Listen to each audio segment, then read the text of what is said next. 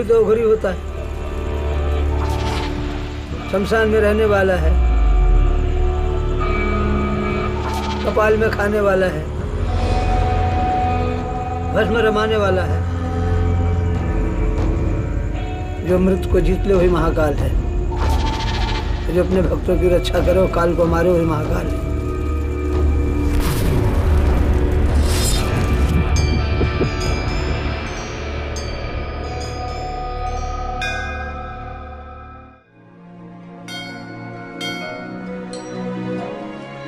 ये कहानी है अवंतिका नगरी की। यहां विराजमान शिव के सबसे शक्तिशाली रूप की, शिव के महापर्व महाशिवरात्रि की।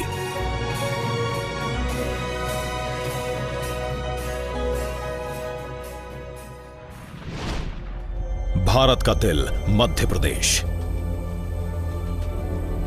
5 राज्यों की सीमा से जुड़ा ऐतिहासिक विरासत से भरपूर, और यहां बसा उज्जैन।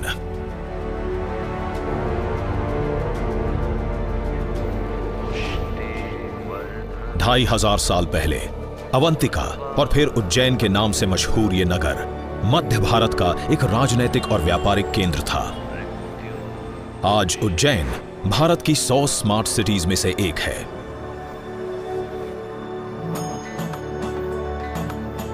यहां भक्तों के मन में, पूजा के स्वर में, हर सड़क, हर नुक्कड़ पर दिखाई देती है शिव के प्रति आस्था।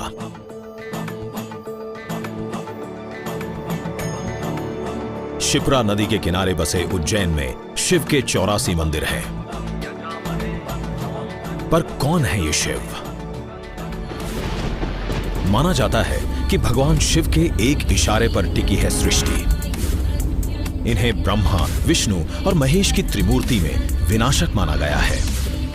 एक तरफ तीसरी आंख से पूरे ब्रह्मांड को नष्ट करने की शक्ति, दूसरी तरफ शिव शब्द का अर्थ ही है शुभ और शुद्ध, क्योंकि सृष्टि के नष्ट होने से ही तो शुरुआत होती है एक नए संसार की। पुराणों के अनुसार समुद्र मंथन में निकला विष सारे संसार को नष्ट कर डालता, अगर शिव ने उसे पीकर अपने गले में ना रोका होता। इस विष के प्रभाव से उनका कंठ नीला हो गया और शिव का नाम पड़ा नीलकंठ। भगवान शिव विभिन्न नामों से देश भर में पूजे जाते हैं और भारत के बाहर भी कई और देशों में इनकी मान्यता है, जैसे नेपाल, श्रीलंका, वियतनाम, म्यांमार और जापान। पर शिव की शक्ति, इनका तेज किसी एक आकार से परे है, इसलिए ये पूजे जाते हैं शिवलिंग के रूप में। शिवलिंग आपने देखा होगा। लिंग क्या है? शिवलिंग क्या है? उसका ना प्रारंभ है ना अंत है। ये बताता है कि हमारी आत्मा का ना ही प्रारंभ है ना अंत है, ना ही इसको कोई स्वरूप है। लिंग अर्थात पुरुष, और जो उसका प्लेटफॉर्म है वो है प्रकृति। लिंग, पुरुष और प्रकृति का मिलन शिवलिंग है। उज्जैन भारत की सप्तपुरियों यानी 7 सबसे पवित्र तीर्थों में से एक है।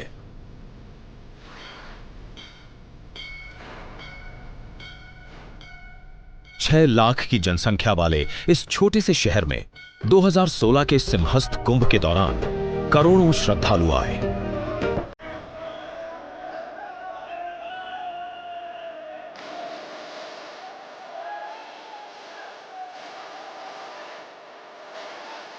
मानते हैं कुंभ में स्नान करने से मोक्ष मिलता है, यानी मृत्यु और काल के चक्र से मुक्ति। और शिव की नगरी उज्जैन में कुंभ का महत्व और भी बढ़ जाता है, क्योंकि यहां शिव हैं महाकालेश्वर। काल बहुत ही भयानक रूप है। काल वो है जो सब कुछ खा जाता है, लेकिन उस काल के स्वामी शिव हैं, इसलिए शिव को महाकाल कहते हैं। मृत्यु और समय से भरे, सांसारिक सुख से दूर शिव वैरागी हैं। आकाश, पाताल, कैलाश पर्वत या शमशान का छोर, शिव के लिए हर जगह बराबर है। एक अघोरी का निवास भी। अघोरी वो हैं जो घृणा से परे हैं। मोक्ष की खोज में ये शिव भक्त समाज के दायरे से बाहर शमशान में रहते हैं। भस्म रमाकर ये शिव की तरह ही तपस्या करते हैं। अघोरी तांत्रिक हैं। कुछ लोग ये भी मानते हैं कि इनके पास अलौकिक शक्तियां हैं। ये भय से मुक्त हैं, पर लोग इनसे डरते हैं।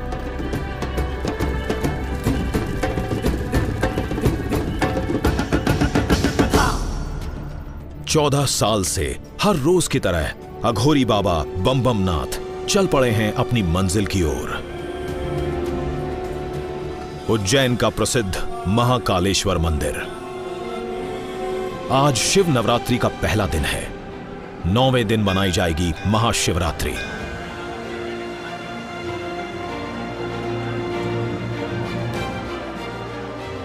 सुबह के 3:30 बजे हैं, पर मंदिर का नंदी हॉल भरा हुआ है। यहां गर्भगृह में विराजमान है महाकालेश्वर का यह स्वयंभू ज्योतिर्लिंग। स्वयंभू मतलब स्वयं प्रकट होना, और ज्योतिर्लिंग जिसकी कथा पुराणों में मिलती है। एक बार क्या हुआ कि ब्रह्मा जी और विष्णु जी अपनी सृष्टि की तरफ देख रहे थे और देखते हुए दोनों में बहस हो गई कि सृष्टि का सृजनकर्ता कौन है। तभी बीच में से एक प्रचंड ज्योति निकली जिसका ना अंत नजर आ रहा था और ना ही प्रारंभ। तो ब्रह्मा जी ने बोला कि मैं हंस का रूप लेकर इसका प्रारंभ देखने जाता हूँ, और विष्णु जी ने बोला कि मैं बराह का रूप लेकर इसका अंत देखने जाता हूँ। कई साल कई सदियों तक ये खोज दोनों की चलती रही, लेकिन दोनों को ना प्रारंभ मिला ना अंत मिला। थक हार कर दोनों बीच में वापस आ गए। तभी उस ज्योति से शिव प्रकट हुए। शिव ज्योति से क्यों प्रकट हुए? क्योंकि वो बता रहे थे कि ज्योति का ना प्रारंभ है ना अंत है, और हमारी आत्मा हमारे शरीर के अंदर एक ज्योति मात्र है, इसके अतिरिक्त कुछ नहीं है। भारत के 12 ज्योतिर्लिंगों में से एक महाकालेश्वर मंदिर का लिंग इकलौता दक्षिण मुखी है।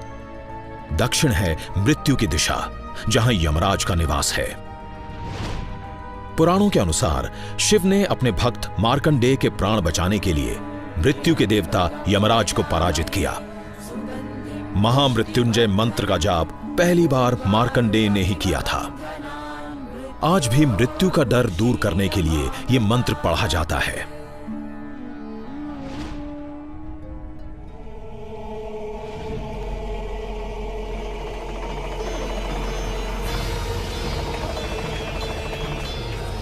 और मृत्यु के चिन्ह राख से जुड़ी है भस्म आरती, महाकालेश्वर मंदिर की अनोखी प्रथा।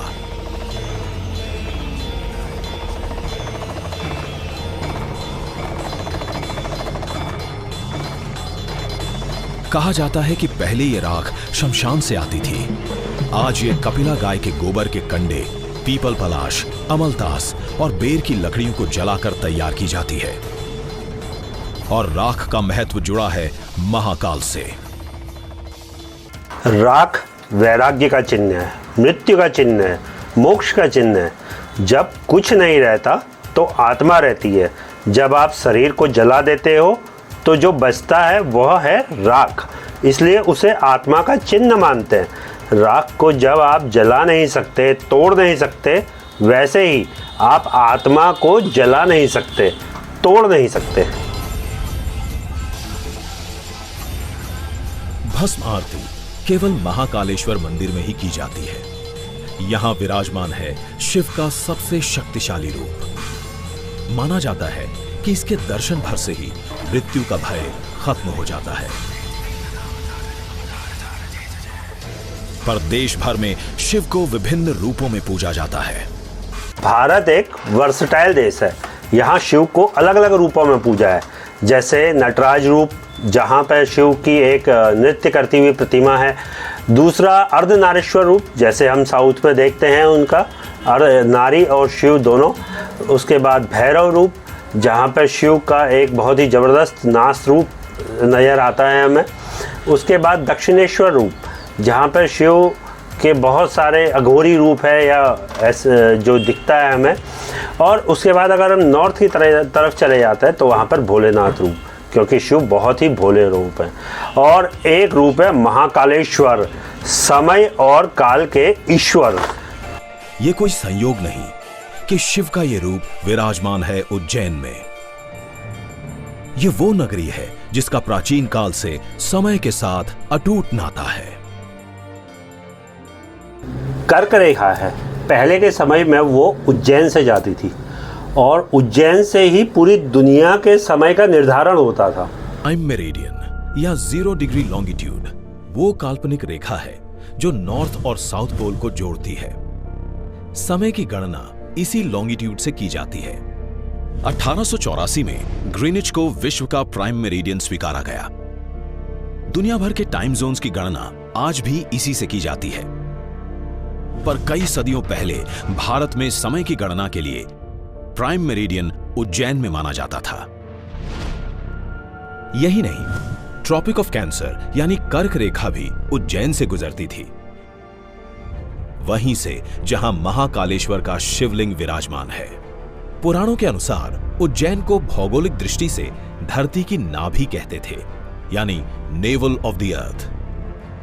पृथ्वी अपने एक्सिस पर 23.5 डिग्रीज के एंगल पर घूमती है और समय के साथ इसका एंगल और ट्रॉपिक ऑफ कैंसर यानी कर्क रेखा का स्थान दोनों बदलते रहते हैं। आज कर्क रेखा उज्जैन से करीब 37 किलोमीटर दूर डोंगला गांव से गुजरती है। दूसरी सदी के ग्रीक विद्वान टॉलेमी ने अपने भौगोलिक नक्शों में ओजीन का जिक्र किया है। ओजीन कोई और शहर नहीं, उज्जैन था। महाकाल की नगरी होने के साथ साथ प्राचीन काल से उज्जैन का इतिहास कई हस्तियों से जुड़ा है, जैसे सम्राट अशोक, जो मौर्य शासन के दौरान यहां के राज्यपाल रहे। सिंहासन बत्तीसी के नायक महाराज विक्रमादित्य और महान कवि कालिदास, जिन्होंने कई रचनाएं की, जैसे मेघदूत, जिसमें उन्होंने उज्जैन का वर्णन किया। देखिए, जब हम बात करते हैं उज्जैन शहर की तो राजा विक्रमादित्य की बात जरूर होती है। राजा विक्रमादित्य जो लोक परंपराओं में भारत के सबसे बड़े राजा हुआ करते थे। एक बार एक अघोरी उनके पास आया और उनसे बोला कि महाराज, मुझे आपके वन में, जो महाकालेश्वर वन है, उसमें एक बेताल रहता है, मुझे वो बेताल चाहिए। विक्रमादित्य मना किसी को नहीं कर सकते थे। विक्रमादित्य 25 बार उस बेताल को पकड़ने के लिए गए, लेकिन वो बेताल गायब हो जाता। क्यों? क्योंकि जैसे ही विक्रमादित्य बोलते वो बेताल चला जाता। अगर विक्रमादित्य उसके सवालों का जवाब नहीं देते तो वो विक्रमादित्य को बोलता कि महाराज, अगर राजा चुप हो जाएगा तो राज्य में अघोरी का राज हो जाएगा। और जैसे ही विक्रमादित्य बोलते वैसे ही वो बेताल वहाँ से गायब हो जाता। तो इसका एक संपूर्ण सार ये है कि एक बेताल राजा विक्रमादित्य को राज्य का ज्ञान दे रहा है।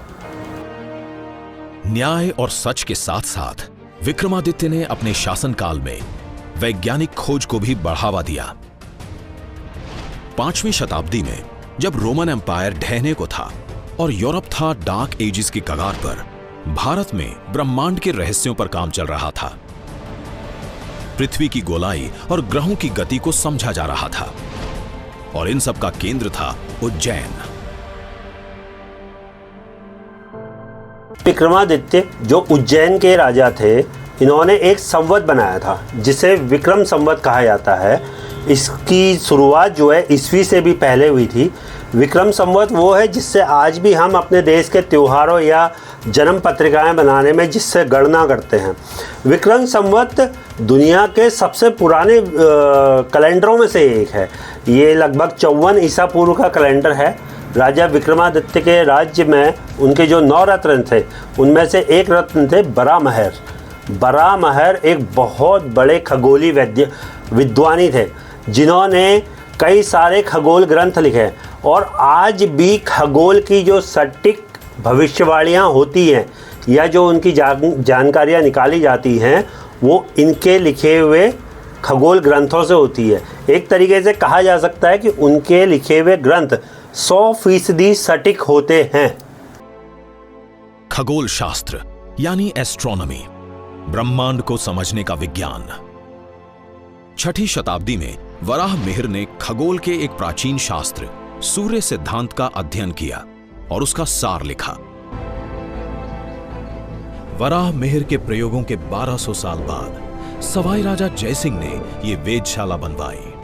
देश भर में 4 और वेधशालाएं बनवाई गईं, जयपुर, दिल्ली, वाराणसी और मथुरा में। उज्जैन की वेधशाला के यंत्र जयपुर और दिल्ली की तरह आज भी उपयोग में हैं। महाकाल की नगरी, जहां श्रद्धा और विज्ञान के संगम में छुपी है समय की कहानी।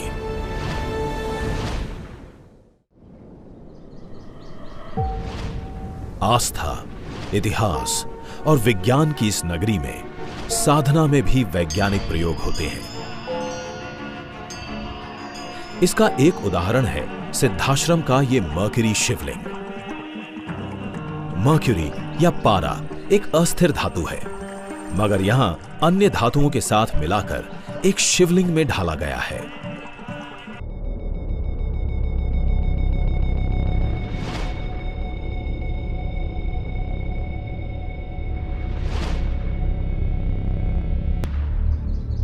नाट्यशास्त्र, आयुर्वेद और योग ऐसी कई विद्याएं हैं जिन्हें शिव से जोड़ा जाता है, इसलिए उन्हें आदि योगी भी कहते हैं। आज दुनिया भर में हर उम्र के लोग योगा की ओर खींचते नजर आते हैं, फिटनेस और मानसिक शांति की तलाश में। 3 की संख्या से शिव का बहुत गहरा नाता है। 3 से जुड़ी कई चीजों में शिव का प्रभाव दिखता है, जैसे शिव की 3 आंखें, जो हमारे को त्रिकुट लगता है उसमें 3 अंगुलियों का उपयोग होता है। त्रिशूल, उसमें 3 शूल होते हैं। हमारे जीवन में 3 गुण होते हैं, सतगुण, रजगुण और तमस गुण। तीनों को जोड़ने वाले शिव हैं। और शिव की जब पूजा होती है तो शिव को जो लड्डू चढ़ाए जाते हैं वो भी 3 ही चढ़ाए जाते हैं। जो हम स्नान करते हैं त्रिवेणी संगम, जहाँ शिव का वास है, वहाँ भी तो 3 नदियाँ ही मिलती हैं। 3 का महत्व भक्तों के चढ़ावे में भी दिखता है। ये 3 बिल्वा के पत्ते अक्सर दिखते हैं महाकालेश्वर मंदिर के शिवलिंग पर। शास्त्रों के हिसाब से मंदिर को जल स्रोत के पास होना चाहिए, और यहां महाकालेश्वर मंदिर के बीच है कोटि तीर्थ, जिसके पानी को बहुत पवित्र माना जाता है। नागर वास्तुकला की राजपूत शैली में बना महाकालेश्वर मंदिर करीब 5 एकड़ के क्षेत्रफल में फैला हुआ है। इसके परिसर में 53 छोटे बड़े मंदिर हैं। यहां ऐसी भी मूर्तियां हैं जो 10वीं सदी की हैं। मंदिर का वर्तमान स्वरूप 1736 में मराठा जनरल राणोजी सिंधिया ने बनवाया था।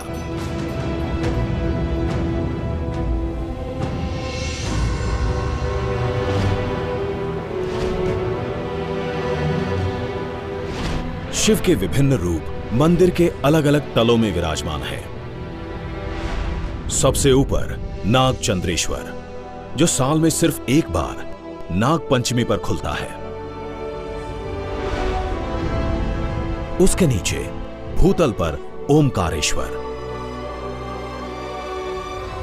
और सबसे नीचे तलघर में है गर्भगृह, मंदिर का सबसे पवित्र स्थान, जहां है महाकाल का निवास।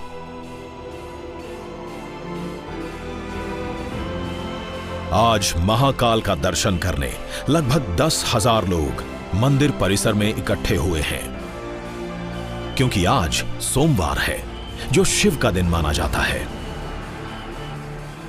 सोमवार सोम से जुड़ा हुआ है। सोम का मतलब चंद्रमा।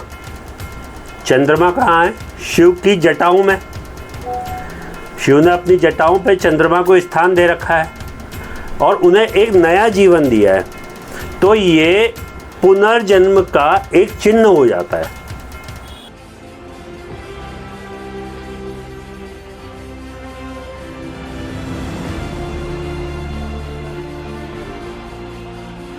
महाशिवरात्रि में बस कुछ ही दिन बाकी हैं।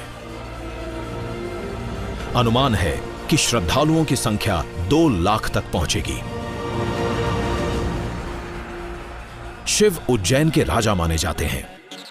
यही कारण है कि भारत सरकार का कोई भी उच्चाधिकारी यहां रात नहीं बिताता, क्योंकि स्थानीय मान्यता के अनुसार एक शहर में केवल एक ही राजा रह सकता है, और जब राजा है तो उसके राज्य की रक्षा भी जरूरी है। महाकालेश्वर मंदिर से करीब 5.5 किलोमीटर दूर है काल भैरव का मंदिर, जो शिव के कोतवाल माने जाते हैं। काल भैरव है कौन? काल भैरव प्रभु महा के राज्य के एक कोतवाल है। काल भैरव जो तांत्रिक है, उनके देवता हैं। काल भैरव का वाहन एक स्वान है, कुत्ता। और काल भैरव की पूजा का भी बिल्कुल अलग तरीका है। काल भैरव की पूजा के 3 तरीके हैं, सात्विक, राजसी और तामसिक। तामसिक पूजा के अंदर काल भैरव प्रभु को मदिरा चढ़ाने का विधान है। यह विधान कोई आज का विधान नहीं है, यह सैकड़ों हजारों वर्षों से चला आ रहा है। कहते हैं कि काल भैरव महाकालेश्वर में साक्षात और जागृत रूप से तामसिक पूजा को ग्रहण करते हैं। यहां महाकाल की नगरी में उनका परिवार बसा हुआ है। महाकालेश्वर मंदिर के पास उनके पुत्र गणेश का वास है। इस 15 फीट ऊंची प्रतिमा के रहते मंदिर का नाम ही बड़ा गणेश पड़ गया है। महाकालेश्वर मंदिर के निकट है उनकी पत्नी सती का मंदिर, जिनको यहां मां हरसिद्धि के नाम से जाना जाता है। यह मंदिर दुनिया के 51 शक्ति पीठों में से एक है, जिनमें से 7 भारत के बाहर हैं।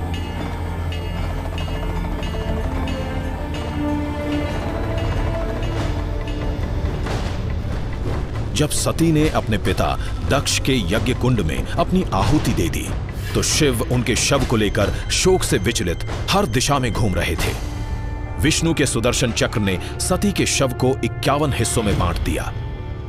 माना जाता है शक्तिपीठ वो स्थान है जहां ये 51 हिस्से जाकर गिरे। जहां सती की दाहिनी कोहनी गिरी, वहां बना मां हरसिद्धि का मंदिर। पर मां हरसिद्धि मंदिर का प्रमुख आकर्षण यहां के प्रांगण में है।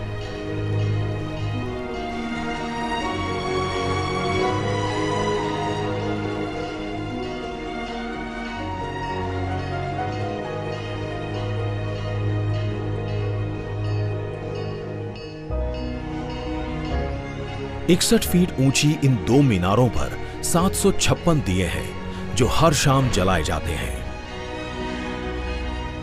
मां हरसिद्धि विक्रमादित्य की कुल देवी भी थी। कहा जाता है कि जब विक्रमादित्य दीप राग गाते थे, ये दिए खुद ब खुद प्रज्वलित हो जाते थे।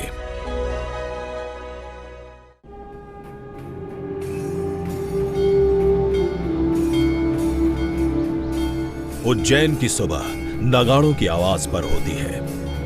कोना कोना नगाड़ों की ताल से गूंजने लगता है। शिव और शक्ति के मंदिरों की आरती में नगाड़े बजाने की प्रथा सदियों से चली आ रही है। ये हैं नरेंद्र कुशवाहा। इन्हें नगाड़ा सम्राट भी कहते हैं। अलग अलग वस्तुओं से तरह तरह के नगाड़े और डमरू बनाने के लिए इनका नाम दर्ज है Limca book of world records में।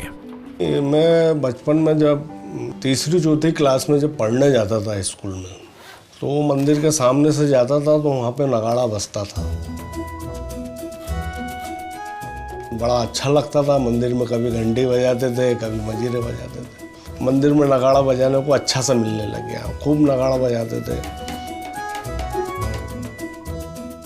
40 सालों में नरेंद्र कुशवाहा ने अपने हाथों से हजारों नगाड़े और डमरू बनाए हैं। शीशा, धातु, लकड़ी चीनी मिट्टी जैसी अन्य कई वस्तुओं से।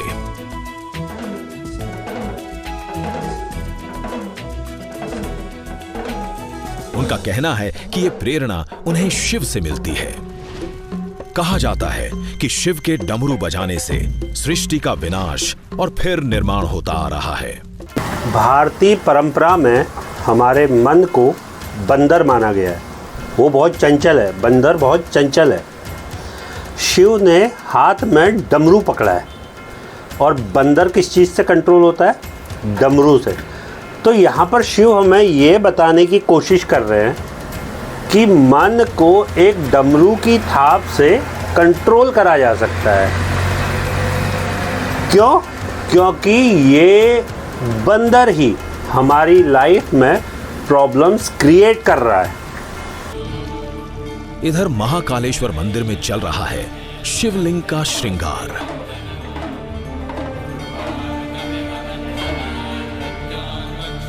यूं तो श्रृंगार हर रोज होता है, मगर शिवरात्रि के 9 दिन ये और भी अद्भुत हो जाता है। श्रृंगार का हर रूप शिव की एक खास शक्ति दर्शाता है।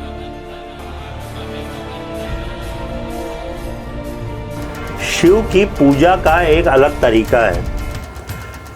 चाहे हम वो पूजा घर पर करें या शिवालय पे करें या फिर महाकाल में होती है या फिर किसी भी ज्योतिर्लिंग पर होती है, शिव को निगुण से सगुण बनाना उनकी पूजा का एक तरीका है।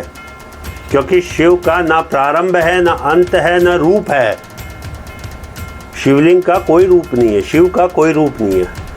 तो जब उनकी पूजा करी जाती है तो उनका मुंह बनाया जाता है, उनकी आंखें बनाई जाती हैं। और इसको बनाने का कारण है कि शिव को हम देख सकें और शिव हमें देख सकें।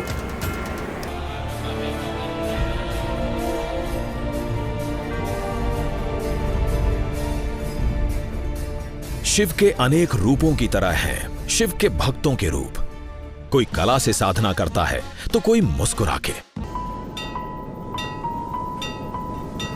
उज्जैन में दिन शुरू होता है महाकालेश्वर की भस्म आरती से, मगर शाम का बड़ा आकर्षण है शिप्रा नदी के किनारे होने वाली ये आरती।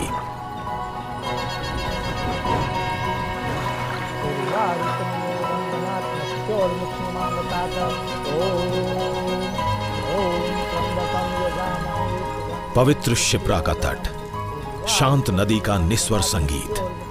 काल की इस नगरी में समय कुछ पल रुक सा जाता है। कल के सूरज का इंतजार है पूरे उज्जैन को, क्योंकि कल महाकाल की नगरी में मनेगी महाशिवरात्रि। महाकाल की नगरी में आज है शिव नवरात्रि का 9वां दिन। एक दिन की महाशिवरात्रि तो भारत के कई हिस्सों में मनाई जाती है, लेकिन उज्जैन में महाशिवरात्रि चलती है पूरे 9 दिन।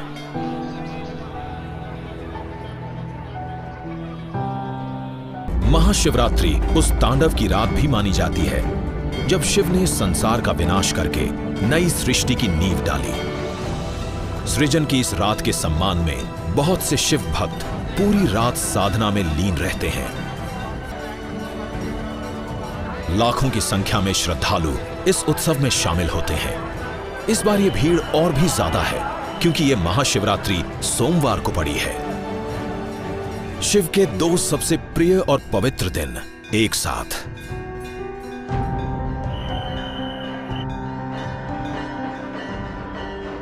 जहां मंदिर का प्रशासन पूजा की तैयारी में व्यस्त है, वहीं शहर का प्रशासन व्यस्त है लाखों भक्तों के लिए कुशल प्रबंधन में। आज महाशिवरात्रि है, बहुत ज़्यादा तादाद में लोगों हैं और काफ़ी भीड़ है। बाहर तक लाइन लगी हुई है। पुलिस भी यहाँ पर बहुत शक्ति से अपना काम कर रही है।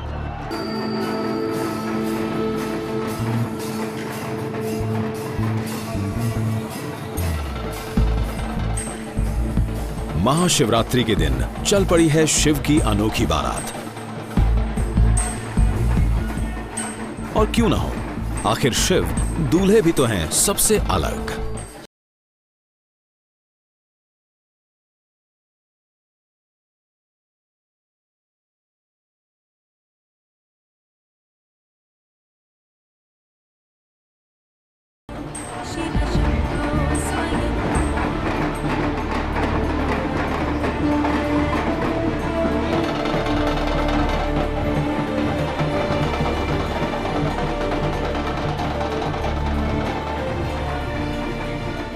मुस्कुराके की मुस्कुराहट बता रही है कि आज उनकी पहचान और कुछ नहीं, बस एक शिव भक्त की है। उज्जैन की सबसे बड़ी बारात अब अपनी मंजिल पर आ पहुंची है, जहां अब फेरों का समय है।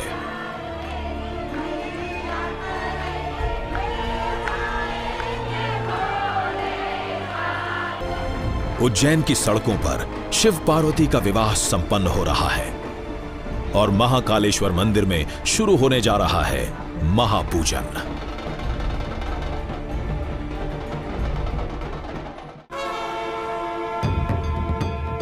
उज्जैन में आज रात है महाशिवरात्रि की।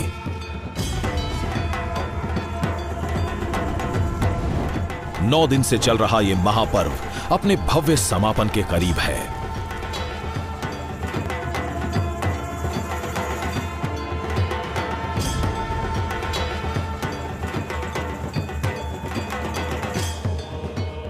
मंदिर के गर्भगृह में तैयारी हो रही है आज रात की सबसे विशेष पूजा की। मंदिर से कुछ दूर बन रहा है एक बहुत खास सेहरा। आक और धतूरे के फूलों को पिरोकर।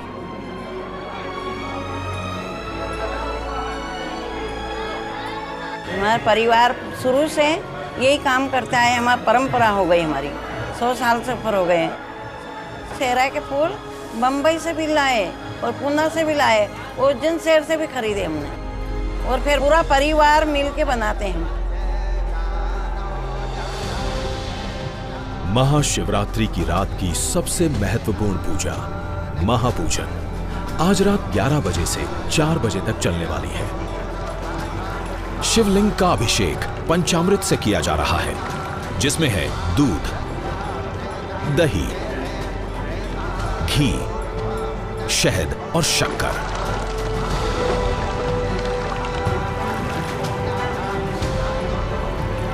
कहते हैं कि महाशिवरात्रि की रात शिव पूजन के लिए सबसे विशेष काल होता है।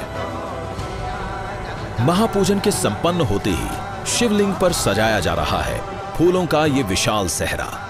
शिव का जो दरबार है, माँ शिव नवरात्रि की रात्रि को जब महापूजन संपन्न हो जाती है, उसके बाद भगवान शिव को सवा मन आकरा का जो फूल होता है भगवान को बड़ा प्रिय होता है, उस फूल से भगवान को दूल्हे के रूप में सजाया जाता है। महाकाल का ये भव्य रूप साल में सिर्फ एक ही बार देखने को मिलता है। भक्तों के लिए ये बहुत ही भावुक क्षण है।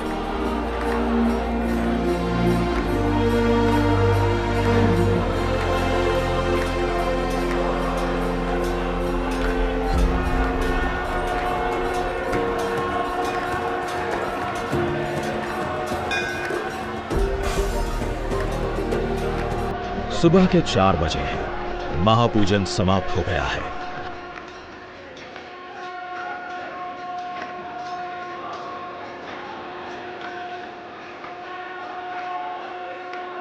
आज भस्म आरती होगी दिन के 12 बजे, जिसके साथ महाशिवरात्रि का महापर्व संपन्न हो जाएगा।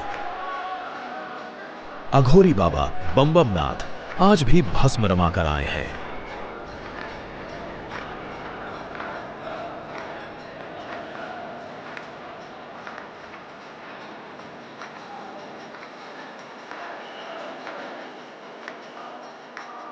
अपने भक्तों के लिए इस निरंतर बदलते हुए संसार में कुछ स्थिर है तो वो बस शिव है।